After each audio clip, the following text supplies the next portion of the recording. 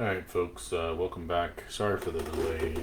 Kids were a little rowdy tonight. They had some late night trampoline time, and so it always gets them a little worked up, and so we got to bed a little bit later tonight. But appreciate you joining us, and we're probably only going to do one chapter tonight. Again, we're going to go through some more laws.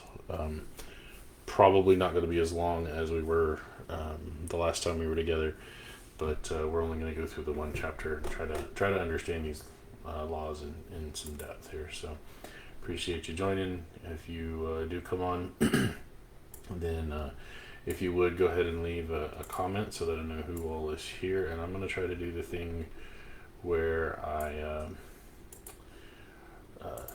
can see comments as they come up while I'm reading here. So just let me get that set up real quick. Not quite minimizing my screen, but getting it a little bit smaller so we can see the comments as they come up. Alright, perfect. The other thing is I get to hide my ugly mug, so. Alright, so anyway, we're going to be in Exodus 22 tonight. We're going to do a little bit with theft and some other things, some property laws, and then I'm reading out the King James, have the ESV up for some modern English considerations, and then I have access to the Hebrew as we need it. I prepped for this a couple of days ago. I haven't had really a chance to go back over it today, so that might show up a little bit as we look through here. So let's get started. Exodus chapter 22 and verse 1. If a man shall steal an ox or a sheep and kill it, or sell it, he shall restore 5 oxen for an ox and 4 sheep for a sheep. If a thief be found breaking up and be smitten that he die, there shall be no blood shed for him. All right. So, I'm sorry, Stephen. I'm sorry to hear that. I'll say a prayer tonight for your wife and for your family. So, and your 16th anniversary. Say a prayer for that too. No, I'm kidding. Congratulations. Yeah, totally crazy. So, no need for you to be here if you have higher priorities. I totally understand, but welcome nonetheless. All right. So the first law here in Exodus 22 is about theft and restitution. If a man is caught stealing an ox or a sheep, and they kill it or sell it, in other words, they don't have it anymore because it's either dead or somebody else has control of it now, then the person who did the stealing has to repay with 5 oxen for an ox that's stolen, or 4 sheep for any sheep that's stolen. Likely that has a little bit to do with reproductive cycle. The sheep reproduce faster, but still to repay 5 times or 4 times whatever you stole, that's quite a bet. In our society, we don't have much in the way of restitution laws. Our society, I think, is a little bit backwards in that you have just jail time. You get caught stealing, you either you pay a fine to the government, but you don't pay anything to the person you stole from, or you go to jail. And depending on how much you stole, petty theft is probably just a fine, but none of that goes back to the person that you stole from, but they're the ones that are out the property. And I think that if you can't recover whatever was stolen, then the person who did the stealing needs to be held responsible and pay back the person, something along these lines. That the restitution is higher than what you stole because you're also stealing time from them. And so I actually like this law. I think it's a good law, and I think it's a law that would would have some appeal here in the United States if it were enacted. Of course, we've got so much more property than oxen and sheep and stuff. When you're talking about our electronics and our vehicles and stuff like that. So, the laws would have to be reasonable and consider what the person stole and what's recoverable and whatnot. So, yes, sir. Glad to. Kim, sorry for your loss. So, but the next one then in verse 2 says, if a thief be found breaking up, the preposition there, up, is in, or it's one of those generic ones, just kind of based on context. But the idea is that if a thief breaks into your house and they're smitten that they die. In other words, you break into my house and I kill you for breaking in, there shall be no blood shed for him. In other words, we've had all of these laws in chapter 21 about, if a man hurts a man and he loses his eye, or if there's an ox that kills a guy and you knew he was a willful ox, then it's life for a life. But if this guy breaks into your house and you kill him for it, there's no restitution. It's what we call the castle law, and we actually do have laws like that in most of the states here. I know Florida has it, Tennessee has it, Texas has it. The idea that your home is your castle and you can defend it with lethal force as you need to. So if somebody breaks into my home, you better bet they're probably not walking out of it, because you're protecting your family. You don't know what they're going to do to your family. You don't know what they're going to do to your possessions, and you have the right to defend your property.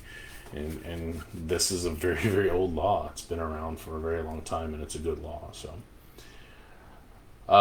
So then verse 3, continuing on, if the sun be risen upon him, there shall be no blood shed for him. It says, for he should make full restitution. If he have nothing, then he shall be sold for his theft. So if he doesn't die, then you don't have to take his life, because it's just theft. But he needs to make full restitution for anything that he stole. And then if he doesn't have anything to make restitution with, then he should be sold for his theft. And so that's one of those reasons that you could be sold into servitude, is to pay off a debt. It's indentured servitude here. And then verse 4, again, we're still in the same context. If the theft be certainly found in his hand alive, whether it be an ox, an ass, or sheep, and he shall restore double. So if a guy steals, and remember, if we go back up to verse 1, if you steal an ox and it's sold or it's dead, you have to restore 5 times or 4 times. But if you find whatever he stole to be alive, then he should restore double. So 2 oxen for an ox, 2 donkeys for a donkey, 2 sheep for a sheep. So the whatever is found in his hand, if he stole from you, then he has to pay it back double. And so there's this kind of, I guess, service fee, if you will. If a guy has already dealt with an animal that he stole, that's more problematic for the owner. It's very hard to get restitution, because whoever the thief stole the ox or sold the ox to, he's gonna be like, I bought this ox fair and square. And so there's a huge problem with once it's exchanged a couple of hands there. But if the thief has it on him, it's less of a problem if he gets caught with it in his hands, and so he has to only pay double back. Again, a very reasonable law to have. All right, and then verse 5, if a man shall cause a field or a vineyard to be eaten, and shall put in his beast, and shall feed in another man's field, of the best of his own field and of the best of his own vineyard shall he make restitution. So maybe you're walking down a road, you got your ox, and then the ox maybe gets out of your hand, or your ox is hungry and you didn't bring enough food. You lead it into the field, and you eat somebody else's food. Then you are responsible for restoring that, because that's essentially theft, and you restore from the very best. So maybe it wasn't even the best of this person's. Maybe it was a really bad spot, and you're thinking to yourself, hey, they're not going to mess this. This is a low spot. There's not much here. I'll just let my cow graze whatever it is. And you get caught, and you have to now give the best of your vineyard or your field or whatever to the owner that you stole from. So there's this deterrent idea behind these, because it's not just about restoring, it's restoring more than what you took. And I think that's a very good idea. I think there's a power in this idea of restoration. Making restitution for the things that you have done wrong. If you've messed with somebody's property, you're not just making restitution, you're making restitution with more and better. And I think that's a great idea. We would not have any problems with that here in the United States. I think that's actually better than our jail system. But I'm not going to get too much into the whole politics and whatever. But it's God knows what He's doing. He's got some good laws here. All right, verse 6. If fire breaks out and catching thorns, so that the stacks of corn or the standing corn of the field be consumed therewith, he that kindled the fire shall surely make restitution. So this is not theft so much as you have some guy who's like lighting some thorns, trying to get rid of some thorns. We do some burning even today, where we're trying to get rid of like weeds and stuff, and so we burn things down. Yeah, Lester, it's glad to have you aboard, definitely. But yeah, the Old Testament needs to be understood a lot better than what we do. And that's one of the reasons I'm doing this series is because of that. But let's say this guy is innocent of any intentional harm, but he's burning some thorns, he's trying to get rid of it, but it gets out of his hand and it burns somebody else's property, their corn or their wheat or whatever, some bales of hay or something like that, and they take damage. Well, whoever kindled the fire, he's got to make restitution, and it's not. In this case, it's a 1-for-1. There isn't any qualifications on what he makes restitution. Hey, you burned 5 bales of hay, you give the guy 5 bales of hay. You burned 20 sheaves of corn, you give back 20 sheaves of corn. It's a restitution because it was accidental, it wasn't intentional, but you destroyed somebody else's property, whether it was intentional or not. And I again think that is a good idea as far as is reasonable. Now you got sometimes, and this is a rough thing to deal with, because you got somebody who has built a campfire out in the West, and they don't manage it well, or they don't put it out right, or whatever, and they start a wildfire, and it burns millions and millions of dollars worth of property. Not really any way to make restitution for that. So that would be something that it would be very difficult for that person to follow a restitution kind of law. But if that person did it accidentally,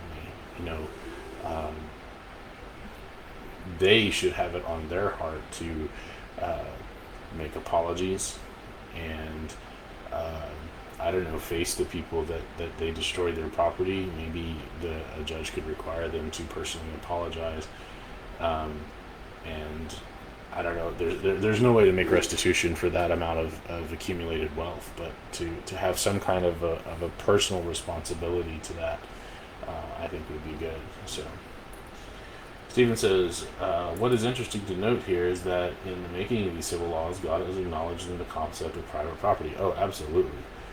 This runs counter to the collectivist mindset that property is owned by the state or the community, and it is also one of the principles of the founding of our nation and liberty. I agree 100%. Our nation is a nation of freedom and of individuality and of private property. What does the Declaration of Independence say? That the three fundamental rights are life, liberty, and the pursuit of happiness, which we know to understand to be property. And a lot of our laws are based around that. What is the Fourth Amendment? The right to be secure in our person and our possessions. The idea of the castle laws is the right to protect our property. And so there's a lot that could go into that. And again, I don't want to get into a big political discussion, but you're absolutely right. Our nation is founded on these ideas. Hey, Kristen. Oh, thanks. I appreciate that. It would have been a cool job. I gotta say, as far as dream job goes, I've already worked on a Lord of the Rings video game, and I've already worked on a Star Wars game. To have been able to work on World of Warcraft would have been super, super cool, but I'm not really eat up about it. I've got my own plans. I got my own game system I'm about to put out. We're about to enter beta testing here by the end of August, and the next step after that, if this starts to go good, the next step is to be producing our own video games under the Heroes Guild name. So I thank you very much for popping in and saying that. I really appreciate it. But we're cool. We're good. So All right. So let's see here. Verse 7. If a man shall deliver unto his neighbor money or stuff to keep, and it be stolen out of the man's house, if the thief be found, let him pay double. Jeremy, you're playing WoW right now. And watching my video, double time it. I'm honored that I'm sharing time with World of Warcraft. That's cool. So I do have an account, by the way, Jeremy. I have an account made, but it's not a paying account right now. So I only have a level 20 guy on there, and it's been a long time since I've had a paid account. So yes, all right, Stephen, you're exactly right. Our nation has biblical ideas at its core, and to try to get away from that, you have to deny history, and anybody who denies history is very foolish indeed. So, all right, so let's say I let my next door neighbor borrow something, and somebody breaks into my neighbor's house and steals what I let him borrow. Let's say it was I let him borrow a computer, like a laptop or something, and then the thief breaks in and steals the laptop. If the thief is caught, then the thief has to pay double. Okay, so maybe I let him, back in the old days, to make it fit the context here. Maybe I let my neighbor borrow an ox to do some field work, and then the thief breaks in and steals my ox that I let my neighbor borrow. The thief has to pay 2 oxen to if they're caught.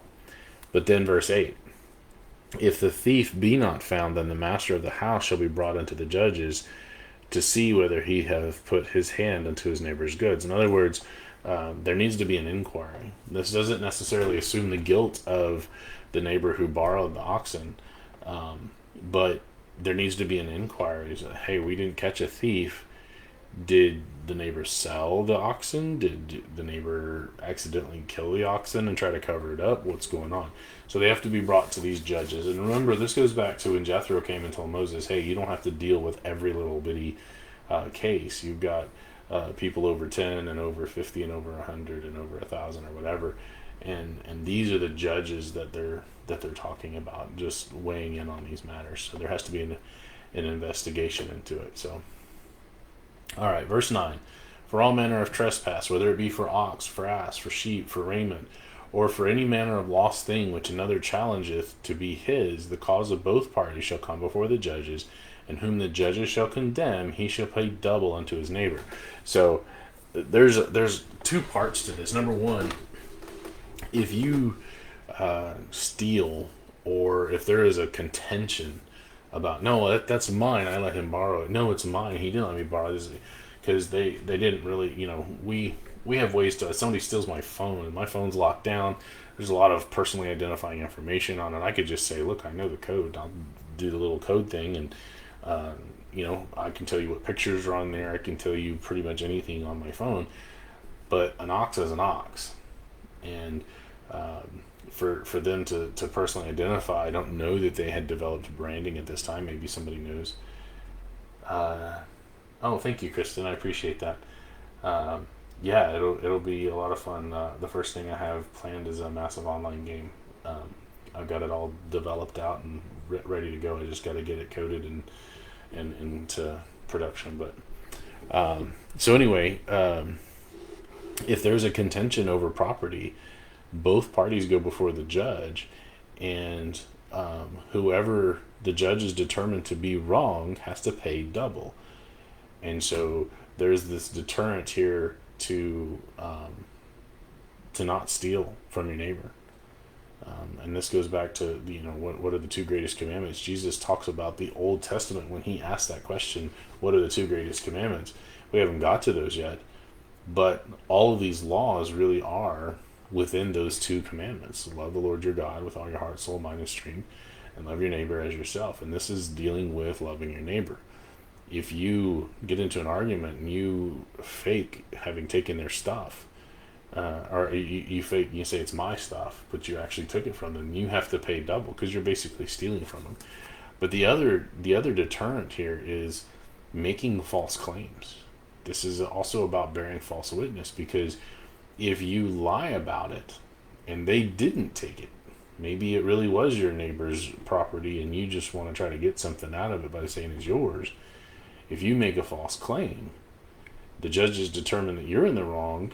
You now have to, if you said that's my ox, and it's not really your ox, but you take it to the judges and the judges rule against you, you now have to pay that guy 2 oxen. So he's up 2 and you're down 2. And it was just you trying to get something cheap. And so there's a double deterrent there, one against theft and one against the false witness there. So verse 10, if a man deliver unto his neighbor an ass or an ox or a sheep or any beast to keep, and it die or be hurt or driven away, no man seeing it, in other words, something happens to it and nobody saw what happened to it, then shall an oath of Jehovah be between them both, that he hath not put his hand unto his neighbor's goods, and the owner of it shall accept thereof, and he shall not make it good. So, again, I let my neighbor next door borrow my ox, and maybe the ox breaks out of the paddock in the middle of the night and wanders off, and the coyotes get it. And the neighbor didn't see what happened, has no idea what happened to the ox. There's no remains of it or anything. He has to perform an oath before Jehovah. And guys, I'm gonna kind of break off here because I think this is important. An oath before God carried with it the death penalty, essentially. If a person made an oath before God, I swear before God that I do not know what happened to this ox. God is omniscient. He would know whether the guy who is making the oath is telling the truth or not. Can you imagine making an oath before God during this time when God is personally directly interacting with these people? You know, we've got the stories. We just got across the Red Sea, and the Egyptian army is wiped out. We got direct action when the Amalekites came and picked a fight with for no reason. We've got direct action with the 10 plagues. You know, God is directly acting in these people's lives, and he's preserving this nation to bring Messiah into the world. And you swear an oath before God that you didn't do a thing or that you don't know a thing and it's not true, your life is forfeit. And I've been teaching my kids this a while back, before I started teaching, back in 2007, probably a few years even before that. I got to studying the idea of taking an oath, and in the New Testament, the New Testament really doesn't authorize us to be doing that. Just let me pull up the verses here real quick. Look in Matthew 5. This is in the Sermon on the Mount, 5 verse 34 through 36. Let me see here. Says Jesus says, but I say unto you, swear not at all. Okay, that's the command. Don't swear at all. And he's talking about saying an oath. He's not talking about using profanity here. This is a different context than that. Swear not at all, neither by heaven, for it is God's throne, nor by earth, for it is his footstool, neither by Jerusalem, for it is the city of the great king. Neither shalt thou swear by thy head, because you canst not make one hair white or black. But let your communication be yes, yes, no, no. For whatsoever is more than these cometh of evil. Okay, so number one, Jesus said don't do it. So I don't swear oaths. I don't make promises. I teach my kids, and I teach them why. Why should we not swear an oath? Number one, it's pointless. People should take us at our word. People should accept that I said yes. What more do you need? You either believe me or you don't. And what the point here at the end is that for whatsoever is more than these comes to evil, or comes of evil, is, you hear these people that make these grandiose swearing, that I didn't do it, or I will do this, or whatever. What if a father swears up and down that he will be at his son's game? Just makes a big old deal out of it. Maybe he's missed a few before, but he's like, I'm gonna make it this time, I swear to you, by whatever. And then He can't tell the future, and he's doing his dead level best to get there, but things out of his control make it to where he doesn't make it to the game. What does the son feel at that? But if the father says, look, son, I have work that day, or I'm going to be away on a trip, but I'm going to do my best, barring traffic and other unforeseen circumstances. I'm going to be leaving at this time. I'm going to do my best to get there. And then the son believes, but the son also understands that things might get in the way. And that's what I tell my kids. I can't promise you anything because I can't tell the future. And so I don't promise. I've been in court cases. I've been a witness on the witness stand before in a court case dealing with some theft of electronic equipment from a school.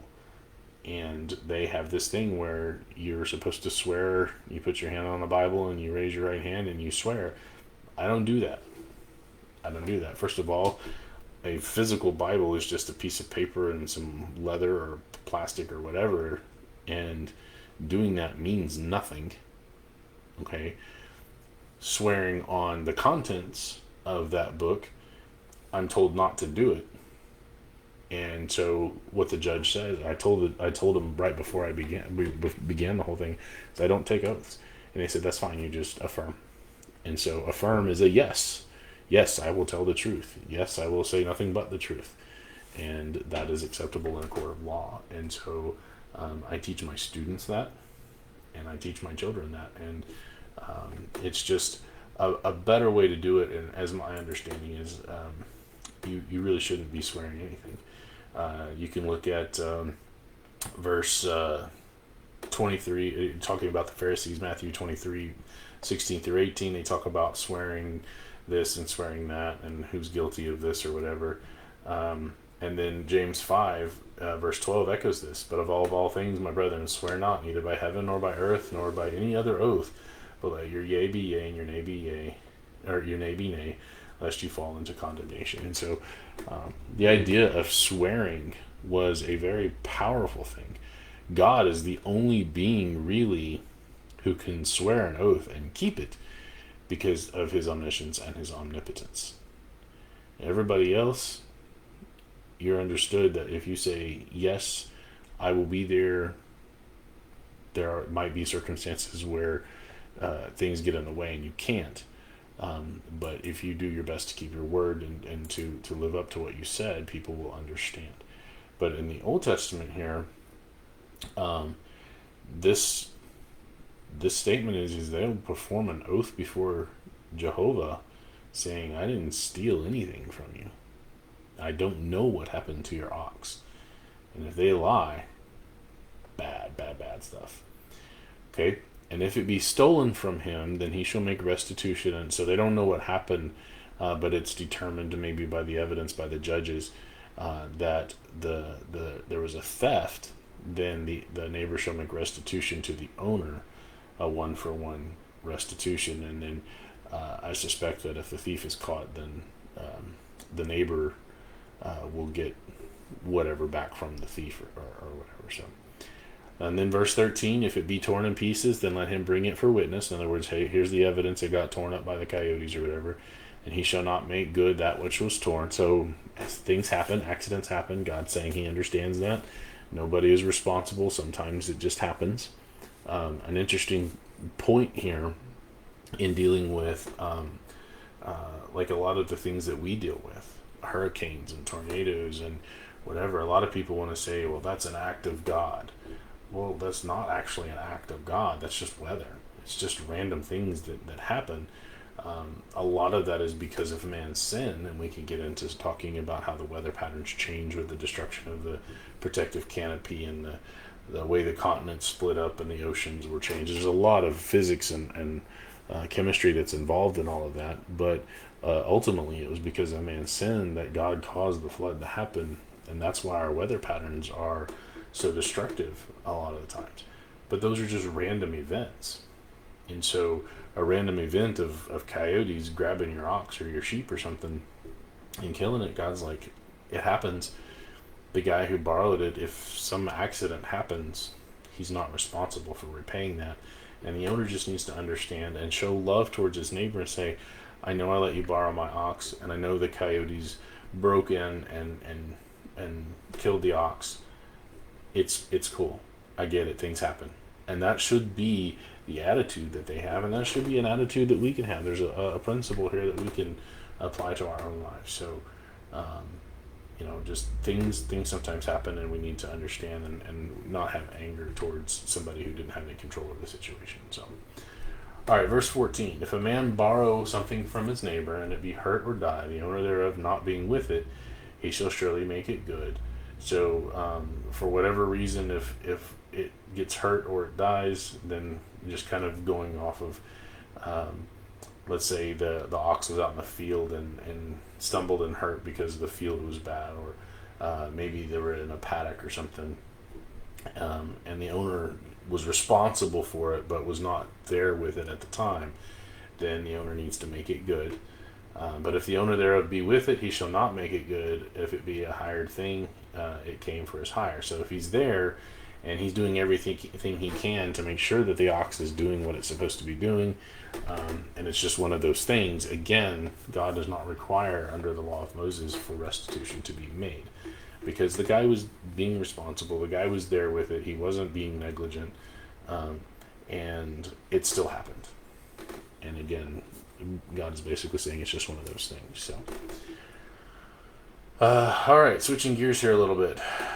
Verse 16, if a man entice a maid that is not betrothed, so you don't have a woman who is said that she's going to marry another guy, she's not betrothed, and he lies with her, and he shall surely endow her to be his wife. In other words, this kind of goes back to the old West kind of idea. If you got a girl pregnant, she was your wife. You married her, and you took responsibility for that. That's not something that was just 1700s, 1800s, early 1900s kind of thing. I think they did that all the way up until the free love revolution during the 60s. I think the idea was you got a girl pregnant, then you married her, and that was your responsibility. But this thing goes all the way back to the beginning of Israel, and so the law makes sense. If you like a girl enough to do that, you should probably do right by her, marry her first anyway. This is not authorizing in any way the idea of fornication, by the way. This is just saying that when this happens, take care of her. Another thing about this law is, again, it protects the woman, because imagine in a society a guy knocks up a girl and then just leaves her, lets her be. It's going to be very unlikely that she's picked up by another guy who wants to marry her, because she's had a kid, she's been with somebody else, and so she's kind of going to be destitute for the rest of her life. She doesn't have a way to make an income hardly, or whatever. So this law there is to protect the woman, which a lot of these laws, they sometimes get turned on their head, but a lot of these laws are there to protect the women in what was a very hard time period for mankind. They're not the forward thinking capitalist societies that we are. Most of the places, if you were to go to the surrounding nations, were much, much harsher, did not have those protections, and a lot of the women suffered because of it. They were considered just as property, something to be used, and that was it. In Israel, they were a step better. The women were protected and provided for by God. Okay? If her father utterly refused to give her unto him, so maybe there's a dude that gets a girl pregnant, and the dad's like, no way is my daughter ever going to be with you. He shall pay money according to the dowry of virgins. So he's got to pay as if he was going to marry her anyway. Okay, so there's this protection again and because of that, the probably what's going to happen is, if this girl got pregnant or whatever, at least the very idea that she's not a virgin anymore is going to make it harder for her to get married. The father's probably going to have to care for her at least a lot longer than he normally would have, and so there's an expense that's paid by this guy that laid with her. And so there's reasoning behind these laws. It's not just something that God arbitrarily assigned, and it's not forcing the woman to marry the guy. It's to protect the woman. It's to make sure that she's provided for. Okay, next one, just kind of a random, not in the same context as any of these others. You shall not suffer a witch to live. So let's talk about what a witch is. The ESV says a sorceress. The specific idea here of a witch or a sorceress, we might consider this today with all of the Harry Potter and the Dungeons and Dragons and all of the magic stuff that's everywhere, even to the point of like David Copperfield. David Copperfield would not be considered a witch. He would probably be considered more like the guys from Egypt who use sleight of hand to pretend, soothsayers, necromancers, sorceress, witch. Those were all terms for people who spoke with the dead and said that they got information from those who were dead. Number one, it was a lie. It was fake. The idea that you had a familiar spirit or somebody that talked to you from the Hadean realm was a lie. That there wasn't any power that was granted for that to happen. We see that with the Witch of Endor in the book of, I want to say it's, is it 1 Samuel 18? I'll have to look that up, but when Samuel actually does show up, she's shocked because she wasn't actually expecting anything. She was just a charlatan. But witches were, they used a lot of blood, a lot of like sacrifice type stuff that was not animal sacrifice so much. It was unclean animals, or they would use human body parts, and they were very, very disgusting in their practices. And so anybody who was caught practicing witchcraft, as it was in this context of the Old Testament, that person was put to death because it is an abomination. When we talk about the sparkly fairy magic and the Harry Potter kind of stuff or whatever, that kind of stuff isn't what's the context here. We could talk about these fantasy worlds or these things that we know they're not really, there's no real power there, but they're not dealing with dark and evil types of magic, if you will.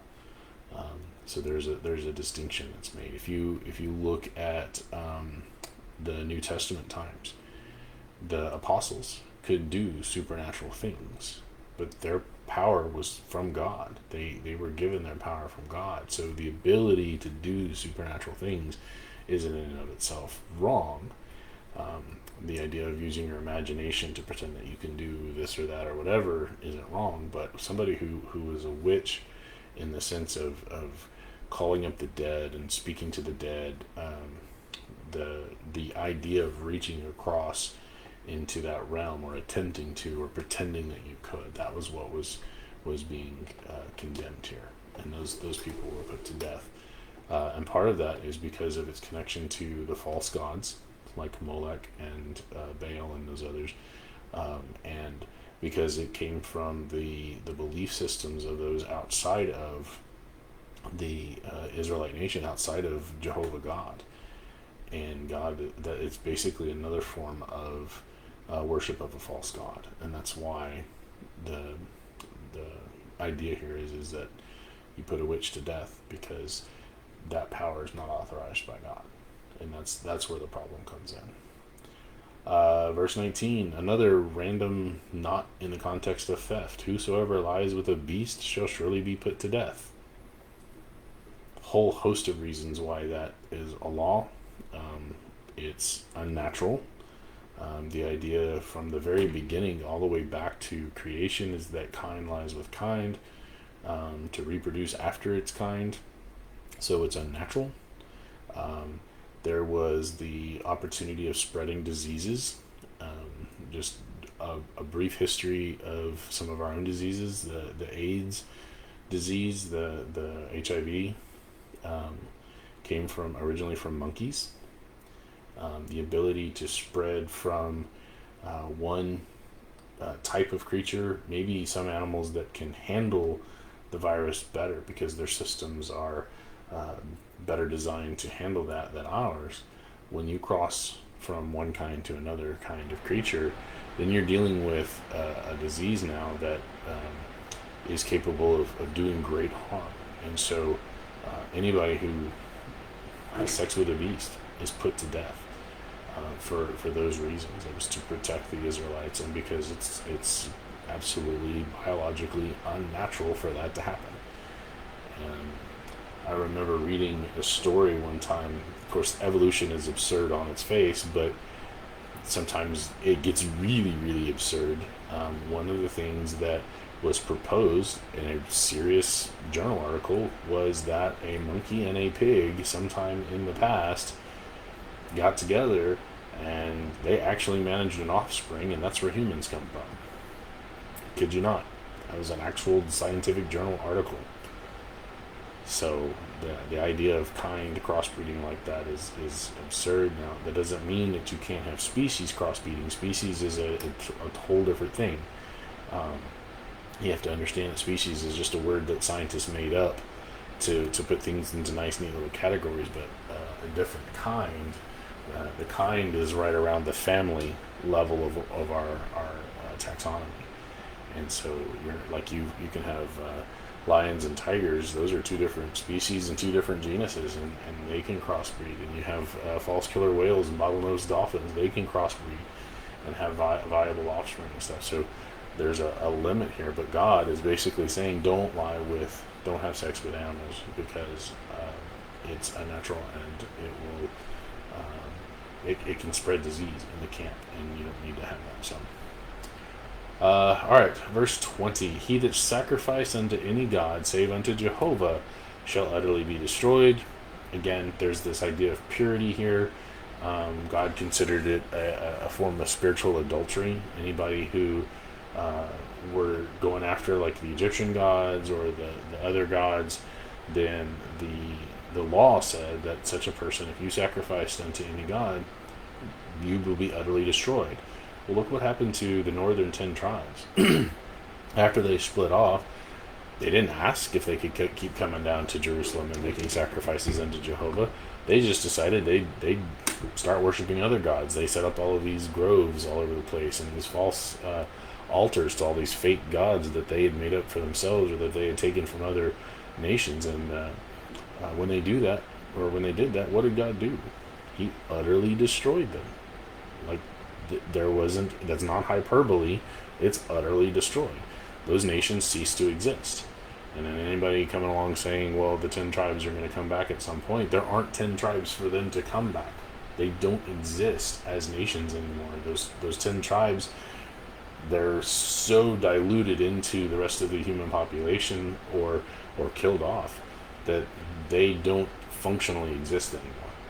And so anybody who thinks there's still a future prophecy relating to those 10 tribes, they don't understand what the Old Testament has said about those 10 tribes. And the reason for those 10 tribes being destroyed was because they went after these other gods. It was directly, explicitly here, very beginning of the laws. Don't do it, or I will utterly destroy you.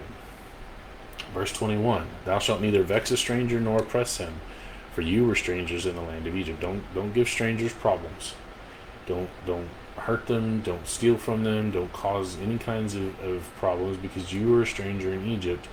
You need to show love to strangers. You need to, anybody who is a guest, that person's going to learn about Jehovah and his people. So if you treat them right, what is that person going to do? Man, I went down into Israel. I went down to Jerusalem to do some trade and stuff. Those people are so nice. They worship this God Jehovah, and he is a God of love, and he provides for them. Man, maybe I want to proselytize. Of course, the same thing is true of us Christians. You know, those who are outside of the church. We need to treat them with love as best we can. Even the people out there that are acting so foolish right now, the ones that are trying to stop worship during this pandemic or whatever. They're trying to say, it's okay that hundreds of thousands of people are out there rioting and protesting and marching and whatever, and they're all shoulder to shoulder, but you can't meet 50 people in a church building all spread out in the pews. It's a double standard there, but we don't need to be hateful towards those people. We don't need to cause those people extra problems. We need to continue to show those people love and try to bring them to Jehovah as best we can. So that's the impetus behind this law here. You shall not afflict any widow or fatherless child. Pure and undefiled religion before God is this, that you take care of the widows and the orphans. And so that comes right here from the law of Moses. Again, there's so much in the New Testament that is drawn from the Old Testament because they're reasonable laws. They're good, wholesome things that need to be brought forward and are timeless. The idea of taking care of the widows and the fatherless, timeless. There isn't any reason for that to ever go away. It makes sense in all time periods and all societies. There are some laws that don't make sense. There are some laws in the Old Testament that did not get repeated in the New Testament, and we don't have to keep those. The idea that we have to keep any of the Old Testament is incorrect. We're not under it. We never were. We're not Jews. Most of us are Gentiles.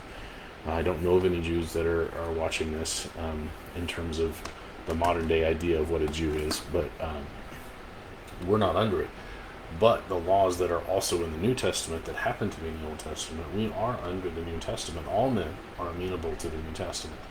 And so we do follow those laws, and here's one of those that got brought forward. Verse 23, if you afflict them in any way, and they cry at all unto me, I will surely hear their cry. And my wrath shall wax hot, and I will kill you with the sword, and your wives shall be widows, and your children fatherless. So listen to that.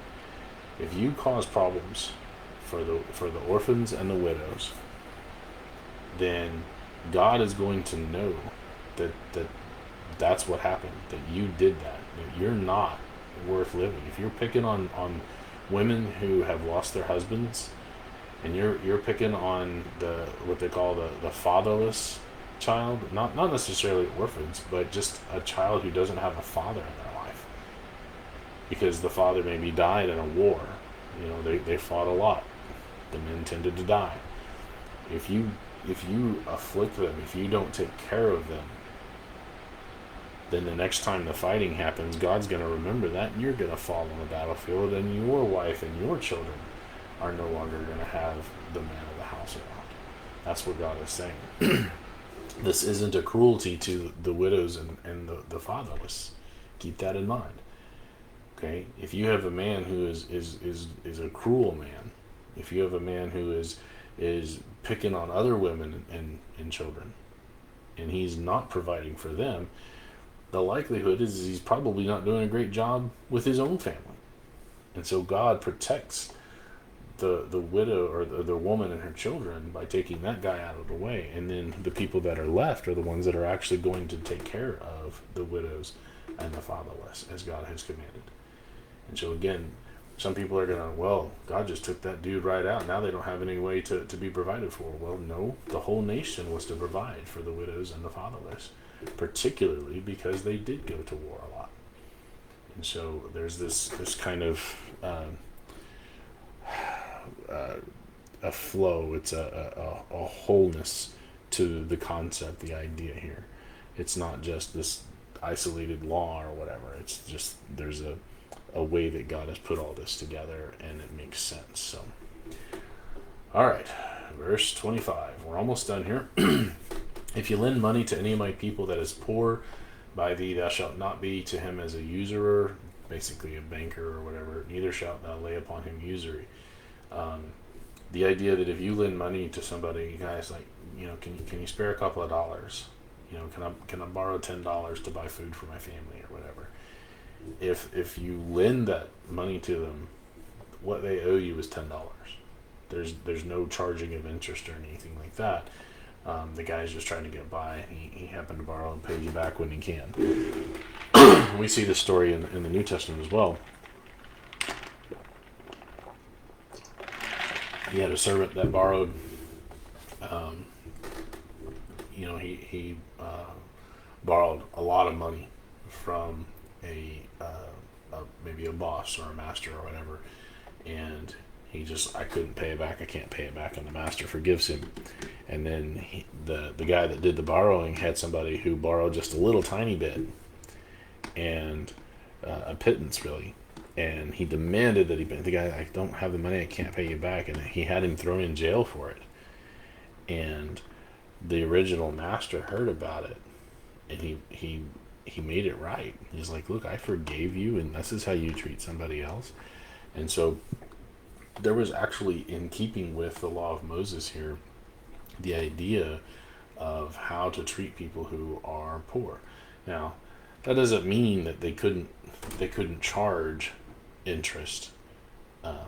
If you have somebody who wants to take out for a venture or for a business loan, like what we do a lot of times here in America, we take out a loan for a risky venture or whatever, because it's going to help us get started, and the income potential is really good. That's just, no risk, no reward. And so, it's not wrong to charge that interest. It wasn't wrong to charge interest under Moses, but you couldn't do it to somebody that you lend money to because they didn't have enough to feed their family. And that's the idea behind this particular law. All right, verse 26. If you at all take your neighbor's raiment to pledge, you shall deliver it unto him by the sun goes down. I'm going to read this out of the ESV. If you ever take your neighbor's cloak and pledge, you shall return it to him before the sun goes down. In other words, you take that as a, hey, you know what? Hold my coat. I need to borrow something real quick. Hold my coat, and then I'll come get it back. I'll pay you back by the end of the day. Well, the idea is that if you took that coat as a pledge of somebody saying they're going to do something for you, you still need to give it back to them before the sun goes down, because that's their covering, that's their clothing, that's a basic necessity. And God provides those basic necessities for people. You see how God's laws are taking care of the people who are poor, He's providing for those basic necessities that people need to live, the food that they need to eat. If you don't have a means of production yourself, you have a way that you can indenture yourself and work for it. You can, if you're one of the widows or the fatherless, maybe your father died in battle or something, you're taking care of. God is providing for his people. He's protecting his people. He's giving laws here that are protective. These are not harsh laws in the way that a lot of times they get framed. So you're welcome, Savannah. I'm glad that you're here and you're listening. I'm just trying to do my best to kind of explain some things that a lot of people have seen as being too harsh, and they're not really. So but anyway, verse 27, he says, for that is his covering only, it is his raiment for his skin, wherein shall he sleep? In other words, you took his cloak, what's he going to sleep in if it's cold at night? And it shall come to pass when he cries unto me that I will hear, for I am gracious. So don't do it, because God's going to know about it, because he's God. He knows everything. Now, verse 28. This was an odd one, and if you read the King James, this is going to be a really odd one, but it's not if you understand the Hebrew here. It says, thou shalt not revile the gods, nor curse the ruler of thy people. But if you understood, that word gods there is Elohim, and Elohim is the plural singular that is used in Genesis chapter 2 and 3, in Genesis chapter 1, where it's talking about the creator God. That's Elohim, and it's let us make man in our image. Notice that it's a word that is the closest that we actually come to the idea of Trinity in the Bible in a literal sense. There isn't the word Trinity isn't there. Savannah, I don't do the NIV. The NIV has too many problems, and I can talk to you about those sometimes if you want. I do these studies from the King James just because I know where the issues are. The King James has some issues, but I know where they are, like this one here. But I also have the English Standard Version for my modern reading, and I also have Hebrew and Greek. I actually read Greek in can write it. The Hebrew, I can research it, if you will. I know enough about it to be able to look it up and talk about it, but I don't actually read it in that sense. So, what I'm actually doing these studies out of is primarily the King James. So this word gods here is the Elohim that is used in Genesis chapter 1, and it's actually God in the plural singular sense of what we would call the Trinity, because we know there's three persons that are part of God, that are the idea of the Father, Son, and Holy Spirit. And so this isn't thou shalt not revile these foreign, fake, weird gods over here that everybody's making up. It's you shall not revile Elohim, the Creator God, that is Father, Son, and Holy Spirit. And then, and the second half of this is don't curse the rulers of your people. And why is that? Well, we can go over to Romans 13 and we can talk about the authority, that no authority comes or exists except it comes from God. And so the idea of rightful rulership or rightful authority figures, even in our land where we don't really have leaders, we have public servants. The president is not our master. He doesn't own us, and he doesn't command us. He executes our will as the executive branch. And so we're actually his master in that sense. So we don't really call them leaders, or we shouldn't call them leaders. They're our public servants. They serve us to execute our will. But the authority that they have from us, the people, the authority that kings have, the authority that oligarchies have, whatever, the idea of authority comes from God. And so you don't revile God, and you don't curse the ruler of your people. The idea here is that not that you accept the evil rule of a bad person, but that you don't revile the position of authority for that sake. If you do that, if you're like, oh, all people that have authority, they're evil, and they shouldn't have that authority. Well, just talking bad about the authority, you're missing the point. You don't understand why the authority exists in the first place, and part of that is because there is an administrative concept that when you have multiple people, you're going to have multiple ideas, multiple desires, and they're not all going to be in harmony. You need somebody to step up and be the arbitrator. I mean, think about just a family. Right now, I got 3 little kids that were going at each other today. You know, they either one of them steps up and starts to kind of try to work things out and be an arbitrator, or dad has to step in and be the authority figure and say, all right, you either need to work it out or you need to go to bed and try again tomorrow. And so this idea of multiple people needing some administrative something, that's why we went from a federation to the constitutional solid government that we have now. You know, when we had the Articles of Confederation, they were too weak and they couldn't resolve a lot of problems. There wasn't any way for anybody to pool the states together and fight a war if the need came up. They were just too weak, and so that's why they wrote the Constitution and made for a stronger federal government, was because there wasn't a need for that administrative authority to handle things that came up. Now, since then, of course, it's gotten way too big and way, way, way, way beyond the bounds of what it was originally intended. But the concept of authority itself is not in and of itself evil. And so that's the idea here behind verse 28. 29, you shall not delay to offer the first of thy ripe fruits and of thy liquors, the firstborn of thy sons shalt thou give unto me. Don't delay. Don't hold off. Okay, you give it when they come up. I like here also, a lot of people say that all of the sacrifices in the Old Testament were blood sacrifices, and that's just simply not true. The idea here, they would offer ripe fruits, they would offer liquor. So just want to touch on that for a moment. It says here the outflow of your presses. If you look in the original language here, the word liquor is dema. And so the dema there is juice. It is anything that comes from fruit, any kind of liquid.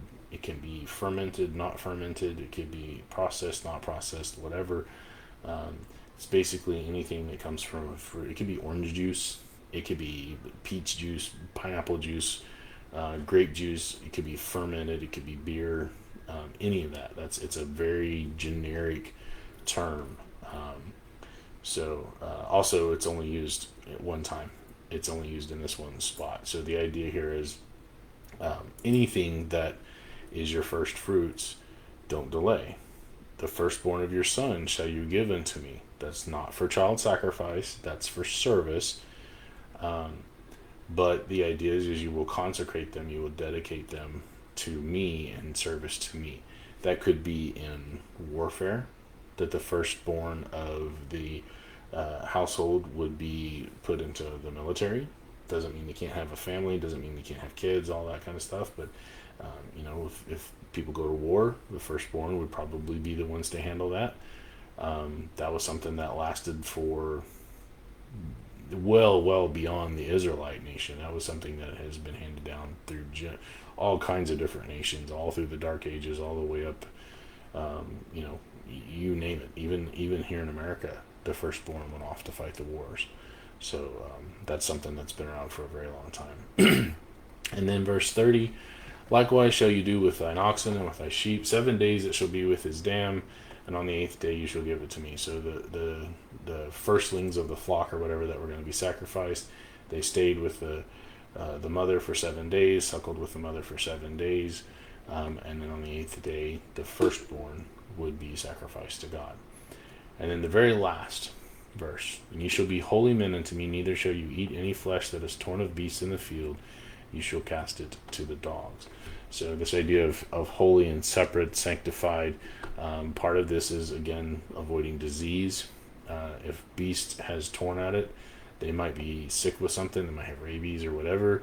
God knows that disease is transmitted through the blood. So if you see a normal animal that you would normally eat or whatever, and it's been mauled by animals, you're not supposed to eat it. You either burn it in a fire or give it to the dogs. And so just, again, protective, providing, these laws have meaning. So hey Clayton, glad to have you here. Yeah, I miss you too. I keep up with your Herbie stuff though. I love seeing your posts on that. So, but yeah, anytime you want to chat, send me a message, private message or whatever. I'll give you my phone number and you can call. We'll catch up. So glad to see you too. But all right, that's it. There's my hour. There's my chapter. I'm gonna call it an evening here. Thanks for joining. If you have any questions, you can leave them in the comments. You can private message me, whatever you did. This will be up on YouTube eventually. If you missed it here and you don't want to watch it on Facebook, I got some friends that are leaving Facebook because of all the drama. Then you can subscribe to my YouTube channel and you can catch those when I post them up there. So thanks again for being with me tonight. If you like this well enough, share it. It's public. And we'll see you guys next time.